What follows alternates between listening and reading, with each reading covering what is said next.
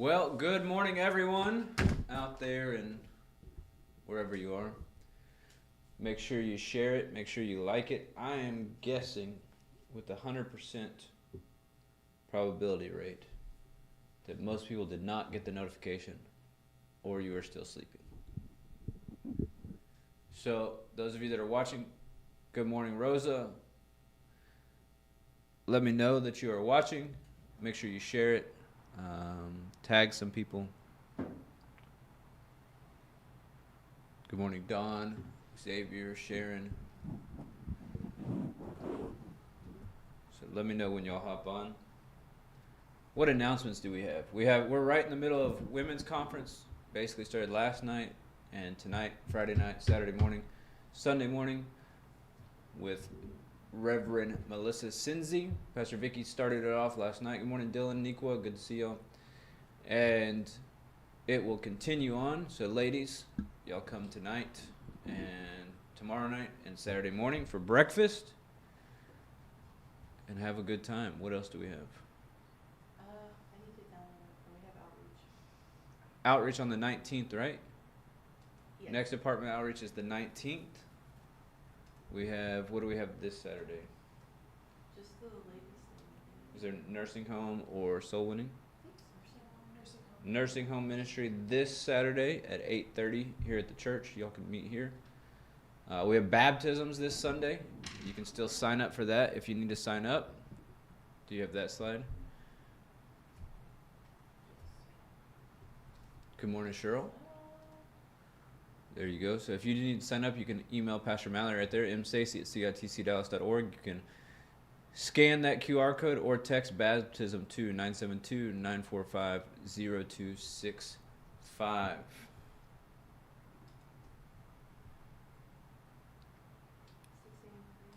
6 a.m. prayer is still going. Joel, good to see you from an undisclosed location. I guess that means you're at work and you're not supposed to be watching. 6 a.m. prayer still going. Tomorrow we'll close out the first week. We'll start back up on Monday. Monday, the office is closed, hey Tony, for Columbus Day, but we will still have 6 a.m. prayer that morning. Anything else? Is that everything? Department head meeting after church on the 27th. Good morning, Chris. Good to see you. Prison ministry meeting, interest meeting this Sunday after service. There you go. In room 167. Good morning, Miss Donna. Is that everything? That's off the top of my head. There's the City Mom's Bible Study. City Mom's Bible Study starts October 17th. Every Thursday at 6 p.m. at Church in the City, here at the church, and childcare is provided. You can text, email, inbox Pastor Mallory or Bridget for more information on that. All the moms, come take part in that. It's going to be good. Anything else?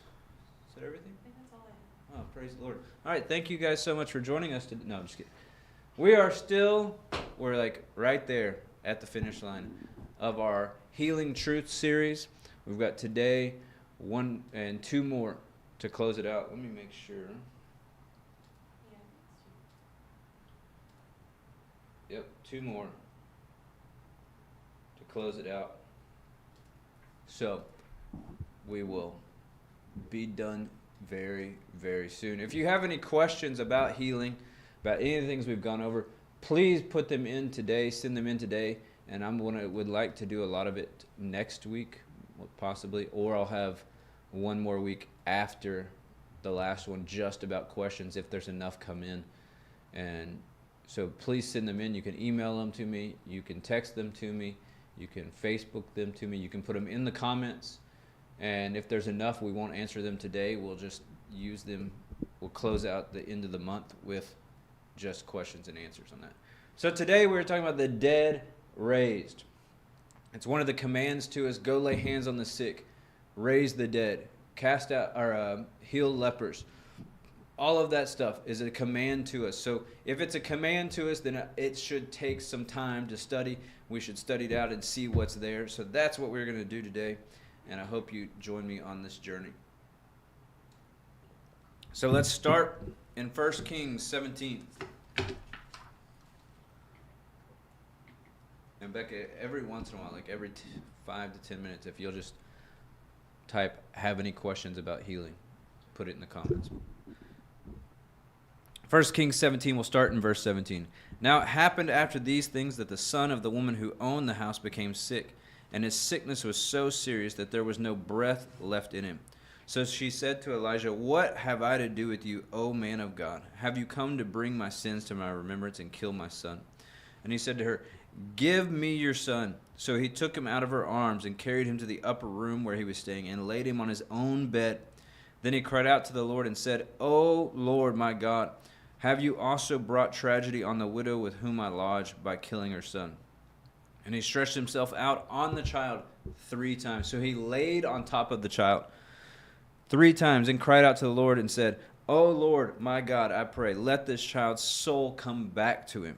Then the Lord heard the voice of Elijah, and the soul of the child came back to him, and he revived. And Elijah took the child and brought him down from the upper room into the house and gave him to his mother.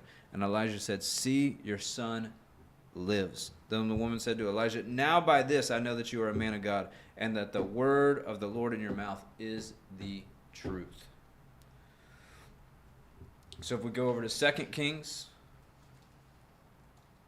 chapter 4.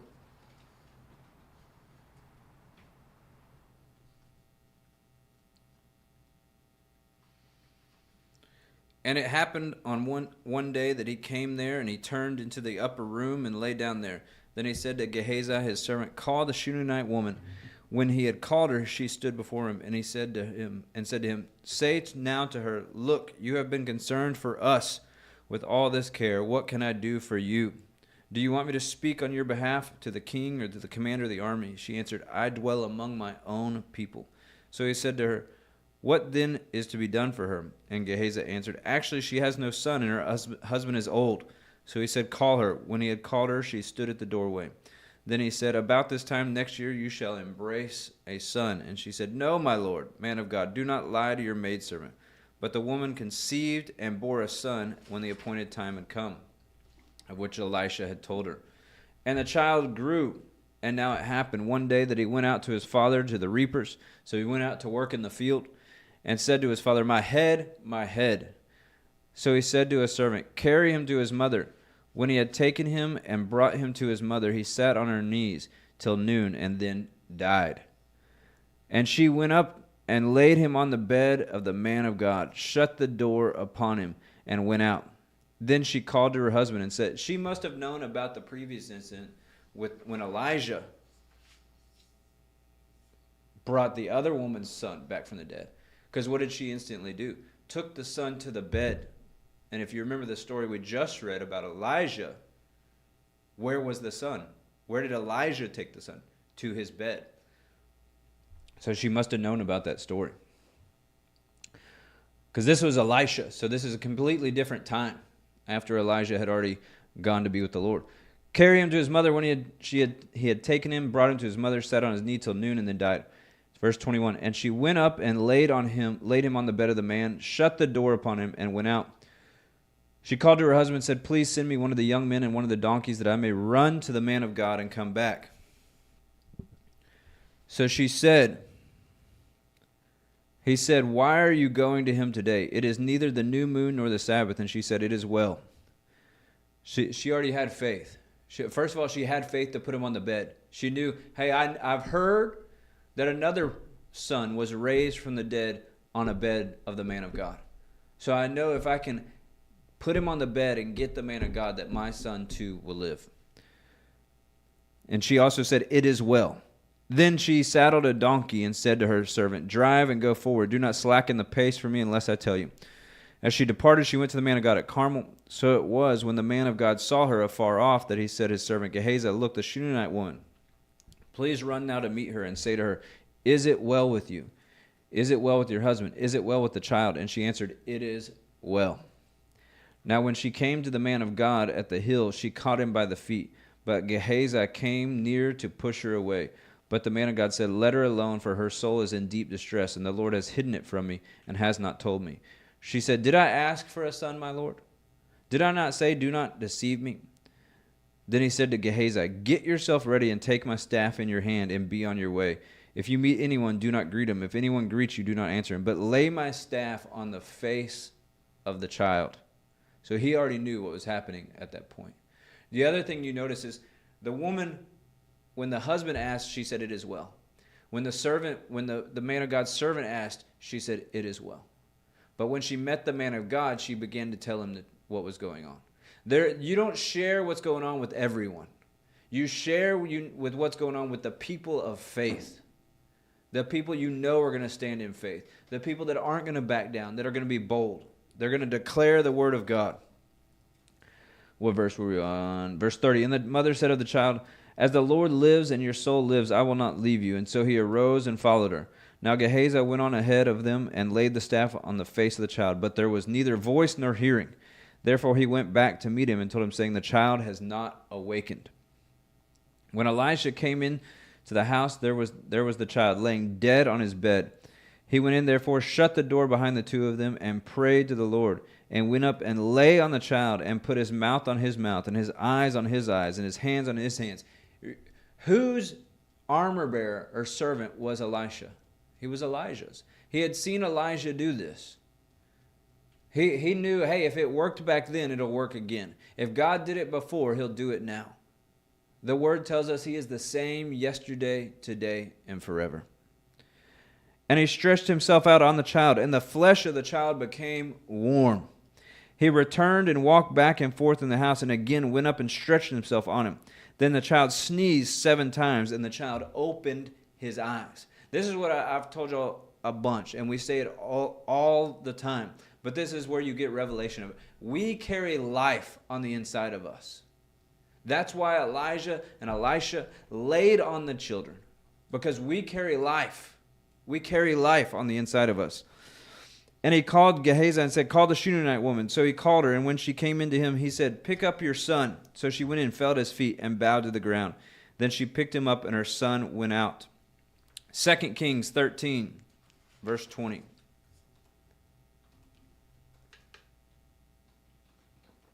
Yeah, that's right, Miss Dawn. It's a life-changing revelation if you realize you don't have to share everything in your life with everyone.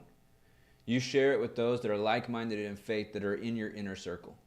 That's who you share with. You share with the leaders of the church that are going to stand in faith with you. If you can't share it with the leaders of the church, then you're in the wrong church. If you're worried about, are the leaders in the church going to stand with me in faith, then you're in the wrong church. That's just that. If your inner circle doesn't believe that way, you have the wrong inner circle. You've got to have an inner circle, and you've got to have a leadership of a church that's going to believe in faith with what the word says. All right, 2 Kings 13, verse 20. This one's cool. Then Elisha died, and they buried him. And the raiding bands of Moab invaded the land in the spring of the year. So it was as they were burying a man that suddenly they spied a band of raiders. And they put the man in the tomb of Elijah. So here they are, they're in the middle of a war, and someone dies. And they're starting to try to bury him, but then they're getting invaded. So they just throw him in a tomb, and it's the tomb of Elisha. And when the man was let down and touched the bones of Elisha, he revived and stood fast. By touching the bones of Elisha, he was raised from the dead instantly. That's pretty remarkable. Pretty supernatural. Matthew 9.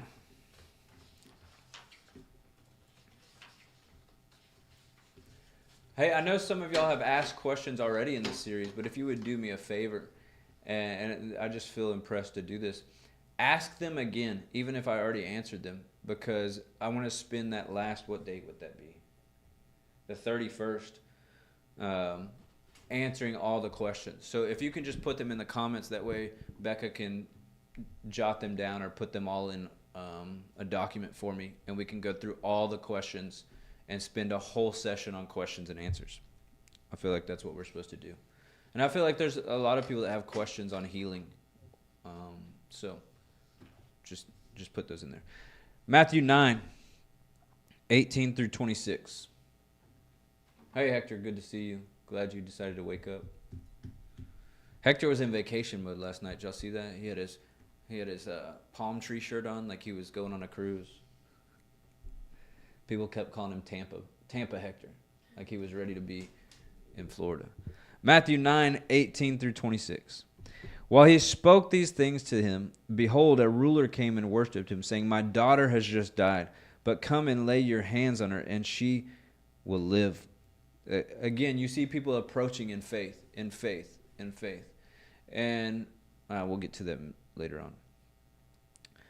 My daughter has just died, but come and lay your hands on her, and she will live. So Jesus arose and followed him, and so did his disciples. And suddenly a woman who had a flow of blood for 12 years came behind him and touched him, the hem of his garment. For she said to herself, If I may touch the hem of his garment, I shall be made well.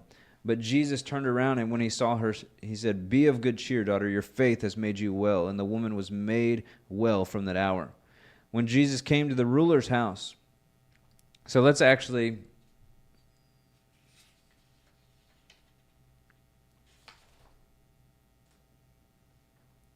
skip down to Luke 8, which is the same thing about Jairus' daughter, because I actually like it better. It goes into more detail. We can skip to but as he went, verse 42, Luke 8:42. When he went, the multitudes thronged him. Now a woman having a flow of blood for 12 years, who had spent all of her livelihood on physicians, could not be healed by any, came from behind and touched the border of his garment. Immediately her flow of blood stopped. And Jesus said, Who touched me? When all denied it, Peter and those with him said, Master, the multitudes throng and press you, and you say, Who touched me? But Jesus said, Somebody touched me, for I've perceived power going out from me. That right there is important. I perceived power. So what's really cool about this is, Pastor Sean, that's not someone being raised from the dead. No, but it is creating life, because before she couldn't have a child because of the issues going on. Now after she was healed, she can have a child. That's producing life. Everywhere we go, we should be producing life. Daughter, be of good cheer. Your faith has made you well. Go in peace. While he was still speaking, someone from the ruler of the synagogue's house saying to him, Your daughter is dead. Do not trouble the teacher. But when Jesus heard it, he answered him saying, Do not be afraid, only believe. Remember when I read that to y'all the other day? Do not be afraid, only believe. Do not be afraid, only believe. That may be someone's takeaway from this whole series, is do not be afraid, only believe. It doesn't matter what you see. It doesn't matter what you hear. The Word of God is true. The Word of God has the final say. If he did it before, he'll do it again. He is no respecter of persons. He's the same yesterday, today, and forever. Even though it may look impossible with man, all things are possible with God. And she will be made well. When he came into the house, he permitted no one to go. This is the other instance I like of talking about the inner circle. Except Peter, James, and John, and the father and the mother of the girl. Now all wept and mourned for her. So they had to walk through this crowd, and I've talked about this many, many times. They had to walk through this crowd of people wailing and mourning and weeping and crying and being depressed and sad. And he said, Do not weep, she is not dead, but sleeping. And they ridiculed him, knowing that she was dead. They ridiculed him. There's going to be people ridicule you when you stand in faith. There's going to be people that don't understand, that don't get it. And you've just got to keep your faith high. You've got to be unwavering faith. Just like when Romans 4 tells us that even though Abraham had no reason in the natural to believe what the Lord told him, his faith didn't waver. In fact, when it should have weakened, it actually grew stronger. That's the kind of faith we have to have. Even though our faith in the natural should weaken, we know because of what the Word says. We know because we have the Spirit of life living on the inside of us that our faith actually strengthens. And they ridiculed him, knowing that she was dead, but he put them all outside. There's times where you got to put people in your life outside. There's times where your inner circle has to get tighter. You notice he didn't take all 12 disciples in. He took 3. He only took 3 of his inner circle. He had an inner circle and then an inner circle inside the inner circle. Sometimes you've got to put people out. Sometimes you've got to tighten up your inner circle. He put them all outside, took her by the hand, saying, Little girl, arise. And then her spirit returned, and she arose immediately. and commanded that she be given something to eat. And her parents were astonished, but he charged them to tell no one what had happened.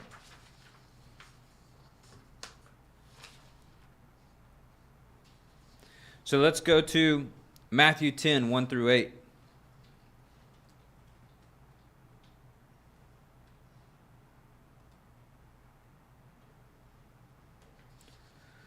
Matthew 10. And you can find the instance of Jairus' daughter. That's also in Mark 5, 21 through 43. We read Matthew 9, 18 through 26. And it's in Luke 8, 40 through 56. So those three accounts of the same instance. So Matthew 10, 1 through 8 says this. And when he had called his 12 disciples to him, he gave them power over all clean spirits to cast them out, to heal all kinds of sickness and all kinds of disease. Now the names of the 12 apostles were these: first Simon, who is called Peter, and Andrew his brother, James the son of Zebedee, and John his brother, Philip and Bartholomew, Thomas and Matthew the tax collector, James the son of Alphaeus, and Lebbaeus, whose surname was Thaddeus, Simon the Canaanite, and Judas Iscariot, who betrayed him. These, verse 5, these 12 Jesus sent out and commanded them, saying, do not go into the way of Gentiles, or do not enter a city of the Samaritans, but go rather to the lost sheep of the house of Israel. As you go, preach, saying, the kingdom of heaven is at hand. Heal the sick, cleanse the lepers, raise the dead, is what it says. Raise the dead, cast out demons. Freely you have received, freely give. Why is that important? Because we have received life. Now that we've received life, we can give life. We've received life, so we can give life. In fact, if you're at a place where you can type that or say that out loud, just say, I have received life, therefore I can give life. We are a carrier of life. Everywhere we go, we carry life. We bring life into dead situations. We bring life into dead circumstances. We carry life everywhere we go. John 11, 1 through 44.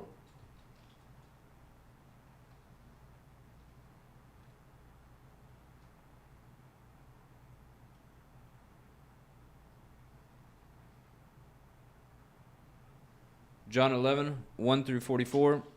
We'll skip through it a little bit. Now a certain man was sick, Lazarus of Bethany, the town of Mary, and her sister Martha. It was that Mary who anointed the Lord with fragrant oil and wiped his feet with her, whose brother Lazarus was sick. Therefore the sisters sent to him, saying, Lord, behold, he whom you love is sick. When Jesus heard that, he said, this sickness is not unto death. You notice that he said that instantly. This sickness is not unto death. If you get a report from the doctor saying this sickness, that sickness, you need to instantly say in your spirit, this sickness is not unto death. This sickness is not unto death. I speak life. When Jesus heard that, he said, this sickness is not unto death, but for the glory of God, that the Son of God may be glorified through it.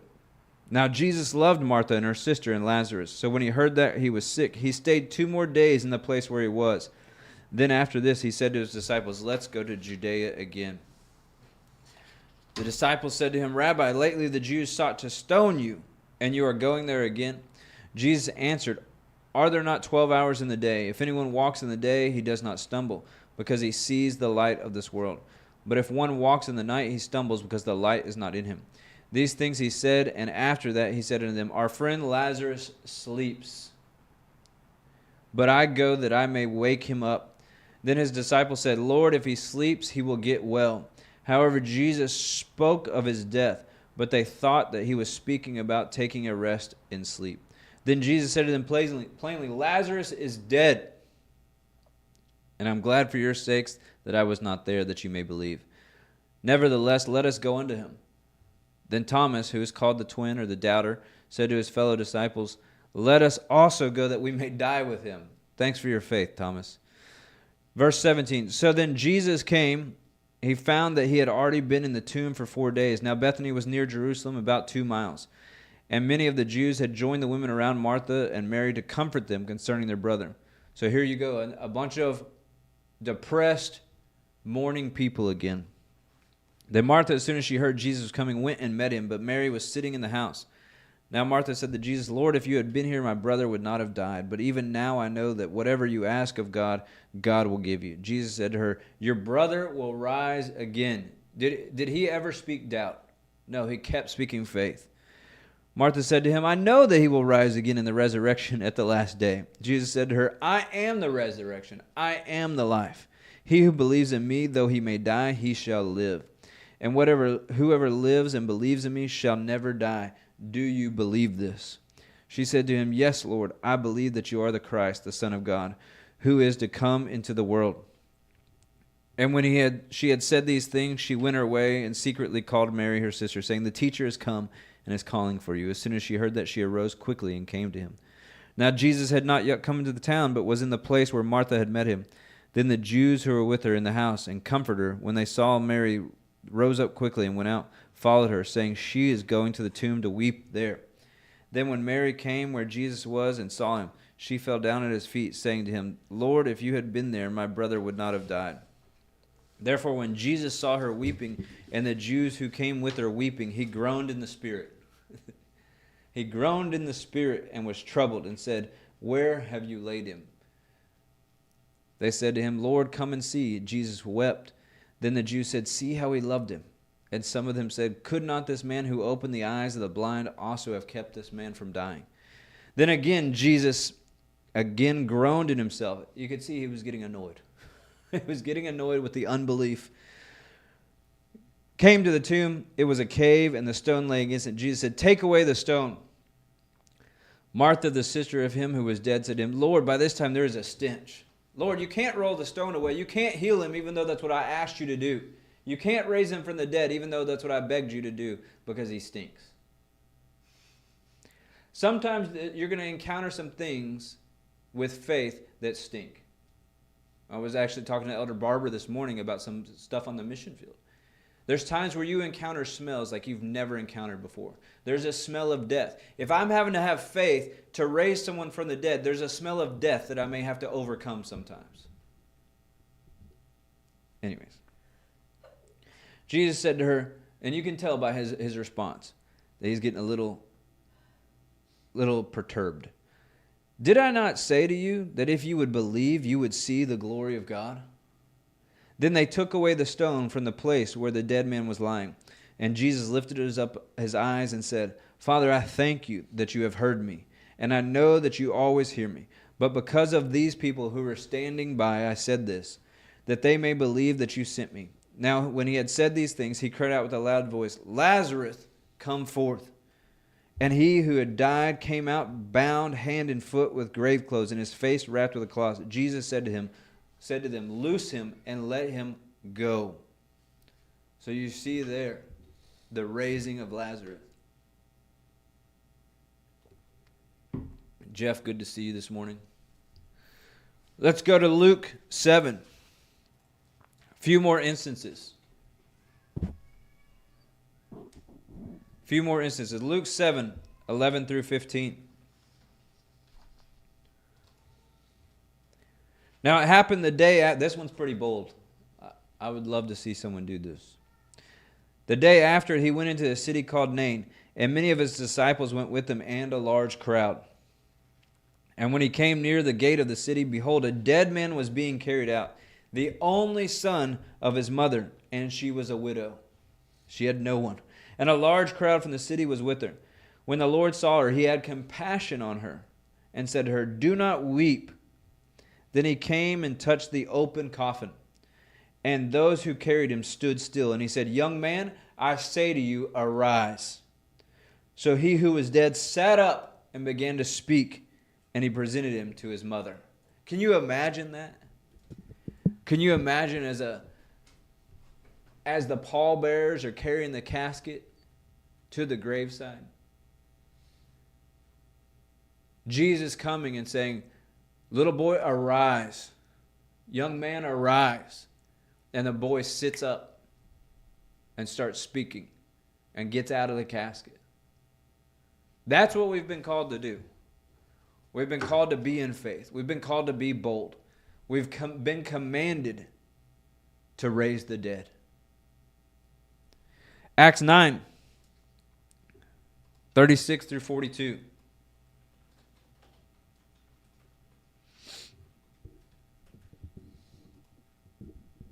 This is where I always get the recommendation that I tell people they should call their kid, but no one takes me up on it. At Joppa, there was a certain disciple named Tabitha, which is translated Dorcas. So that's a great name for somebody. Someone needs to name their kid Dorcas. This woman was full of good works and charitable deeds, which she did. But it happened in those days that she became sick and died. When they had washed her, they laid her in an upper room. And since Lydia was near Joppa, and the disciples had heard that Peter was there, they sent 2 men to him, imploring him not to delay in coming to them. Then Peter arose and went with them. When he had come, they brought him to the upper room, and all the widows stood by him weeping, showing the tunics and the garments which Dorcas had made while she was with them. But Peter put them all out. Again, he put them out. Hey, Miss Monica. He put them out of the room. You see this happening multiple times. Put them all out and knelt down and prayed. And turning to the body said, Tabitha, arise. This is what I was talking about when we were talking about casting out demons. You don't ever see it being this big elaborate prayer. Tabitha, arise. Young man, get up. Lazarus, come forth. It's not this big elaborate prayer. And she opened her eyes, and when she saw Peter, she sat up. Then he gave her his hand and lifted her up. And when he had called to the saints and the widows, he presented her alive. And it became known throughout all of Joppa, and many believed on the Lord. Acts 20, 7 through 12. This one's kind of fun. Not really fun, but I like it. Anyways, back to the point. Now on the first day, they were having a revival meeting. Good morning, Emma. On the first day of the week, when the disciples came together to break bread, Paul, ready to depart the next day, spoke to them and continued his message until midnight. So this is a revival meeting. Paul was about to leave, so he's spending time with everyone. And he kept preaching until midnight. There were many lamps in the upper room where they had gathered together. And in the window sat a certain young man named Eutychus, who was sinking into a deep sleep. Have you ever, you don't have to say it out loud. I mean, you can just chuckle inside. But have you ever been in a revival meeting that was going so late that you started dozing off a little bit? You were acting like you were praying with your head down. You were acting like you were receiving from the Lord, but you're actually just falling asleep. Reminds me of 6 a.m. prayer. I see some people doing that. It's okay. No, I'm just kidding.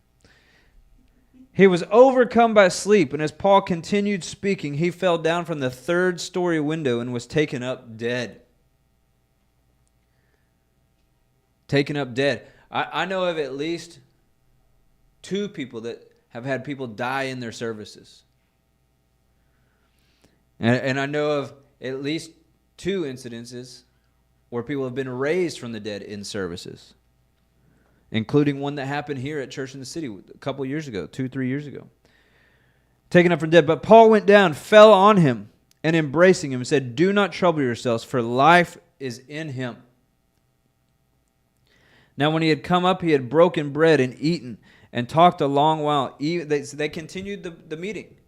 Raised the kid from the dead, the young man from the dead, and continued the meeting, even until daybreak, and he departed. And they brought the young man in alive, and they were not a little comforted.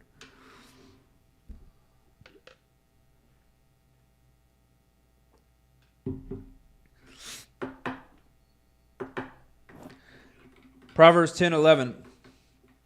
The mouth of the righteous is a well of life. This is what I was talking about. We carry life. The things we say, the things we do, bring life. Proverbs 18:21. Death and life are in the power of the tongue, and those who love it will eat its fruit. Our tongue, our mouth, has the ability to produce life, to speak life. Life over people, life over situations, all of that.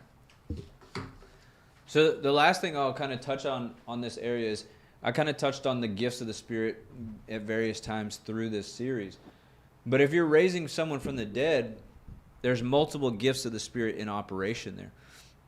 Obviously, the gift of faith has to be there, because that's not ordinary faith. That's a extraordinary supernatural faith at work there. The gift of healings have to be at work, because whatever they died from has to be healed. But then also the gift of working of miracles has to be at work, because being raised from the dead is a miracle. So for raising of the dead, there have to be at least those three gifts in operation at the same time. That's why it's very rare that you see it. Like I said, we've seen it here in service, in conjunction of Elder Bill passing away, having a heart attack in service and passing. And then with the coordination of prayer and the medical team coming together, he was brought back to life. I know of another instance at another church, the same thing happened. Someone on their safety team just passed it out in service. Done. No breath. Had to do CPR. They're praying, speaking life, comes back to life. And it was back in church not very much, like a couple of weeks later. So those three gifts will be in operation when praying for the dead and raising the dead. So if you have any questions, let me know. Next week we are talking about mental health. I'll save that for the end. And then we'll wrap it up.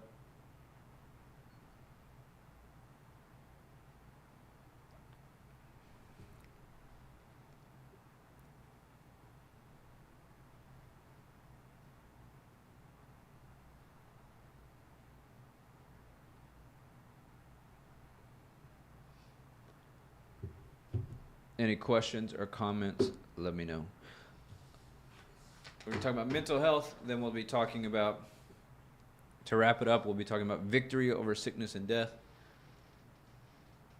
And then we will wrap it up there.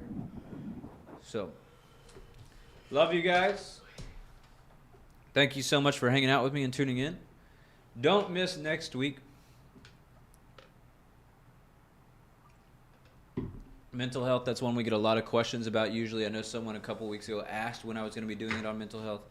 So tell people, have them tune in. It's always a good one. Because I think a lot of Christians don't think that the Lord cares about our mental health, that it's only physical healing and spiritual stuff. But he cares about every aspect of our lives. He says that he desires that we prosper in every way, mentally, physically, emotionally, spiritually, relationally. He desires for all of that. So don't forget to join me next week. Other than that, we will see you tonight at Women's Conference. And see you later. Adios. Hasta luego.